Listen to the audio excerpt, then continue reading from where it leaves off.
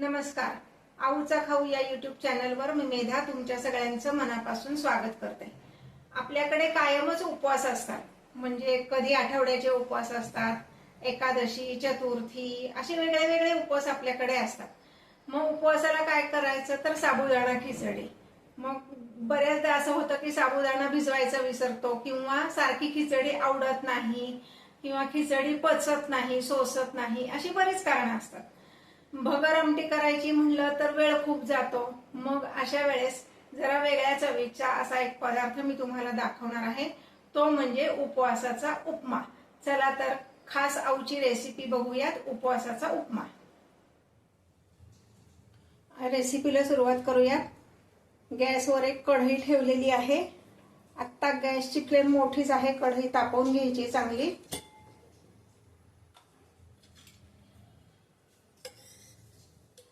त्यामध्ये आपण घालणार आहोत एक मोठा चमचा भरून तूप.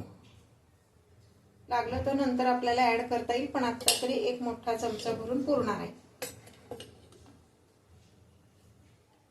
तूप छान तापवून घ्यायचंय.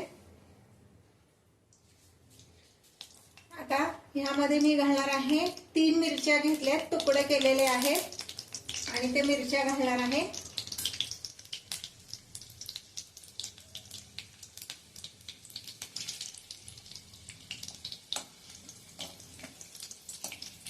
आता तूप तापल्यामुळे मी गॅसची फ्लेम जरा कमी केली आहे आणि ह्या मिरच्या थोड्याशा अशा छान परतून घ्यायच्या आहेत, म्हणजे त्याचा तिखटपणा चांगला ह्यामध्ये उतरेल.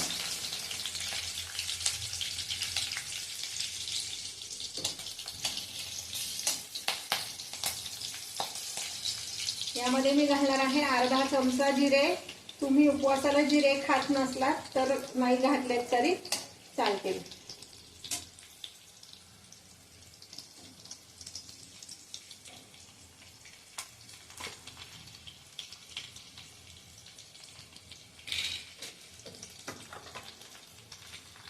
पाव वाटी शेंगदाणे कच्चेच घातलेले आहेत, ते आपण ह्यात तळून घेणार आहे.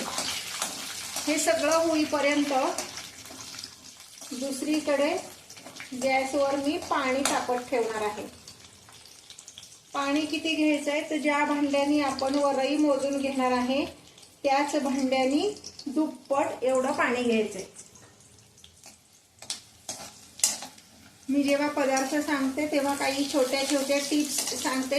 त्या टिप्स जर तुम्ही फॉलो केल्यात तर तुमचा पदार्थ अगदी छानच होणार आहे. तशीच आत्ता एक टिप मी सांगणार आहे. हे उपीट करताना आपल्याला बटाटा घालायचा आहे, पण तो बटाटा फोडणीत घालणार नाही, कारण काही वेळेस बटाटा शिजायला वेळ लागतो. म्हणून मी काय करणार आहे, जे पाणी मी उकळत ठेवलं आहे त्यातच मी बटाट्याच्या फोडी घालणार आहे.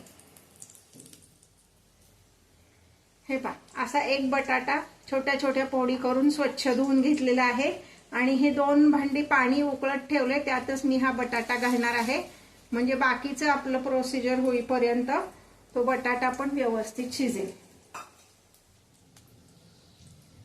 हे पहा, आता हे दाणे छान तळले गेलेले आहेत. त्यामध्ये मी 1 भांड वरई घातली आहे. ही वरई मी स्वच्छ धुवून घेतली 2 पाण्याने आणि त्यातलं सगळं पाणी निथळून दिलं आणि फॅन खाली जरा सुकवून घेतली 1 तासभर. कारण आपण जेव्हा दुकानातनं हे आणतो तेव्हा तांदूळ प्रकार जे असतात त्याला पावडर लावलेली असते, त्यामुळे ते धुवूनच वापरायचे असतात.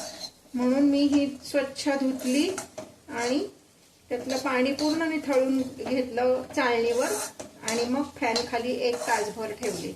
आता मात्र मी गॅसची फ्लेम मोठी केलेली आहे. हे आपण छान भाजून घ्यायचे. आपण उपीटाला जसा रवा भाजतो ना तसं आपण ही भगर व्यवस्थित भाजून घ्यायची.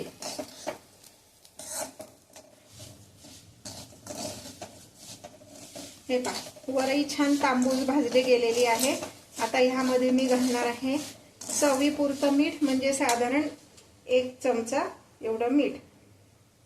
वरईला जरा मीठ कमी लागतं, त्यामुळे चमचा अगदी सपाट भरून घ्या, नाही तर खारट होईल.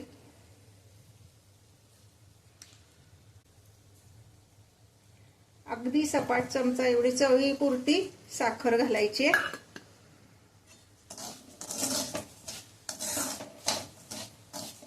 तुम्हाला आवडत असेल तर यात तुम्ही आल्याचा रस घातलात तरी चालेल.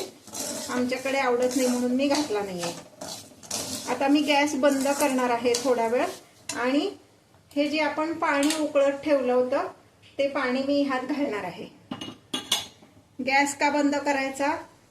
ही वरई पण गरम आहे, पाणी पण गरम आहे. ते असं गॅस चालू असताना जर पाणी ओतलं तर ते अंगावर उडू शकतं, म्हणून गॅस बंद करायचा आणि हे सगळं पाणी त्यात घालायचं. पाणी उकळतानाच बटाटा घातल्यामुळं तो बटाटा व्यवस्थित शिजलाय. आता ह्याच्यावर मी झाकण ठेवणार आहे आणि मग गॅस चालू करणार आहे. हे पहा, आता झाकण काढून बघूया.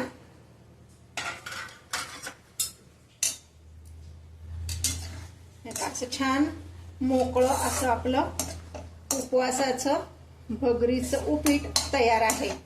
तुम्हाला जर हे खूप मऊ हवं असेल तर तुम्ही 2.5 पट पाणी घातलं तरी चालेल, पण हे उपीट असं मोकळं छान लागतं. हे पहा, हे आपलं उपवासाचं उपीट तयार आहे. सर्व करताना तुम्ही त्याच्यावर ओला नारळ, कोथिंबीर आणि लिंबाची फोड असं सर्व करू शकता.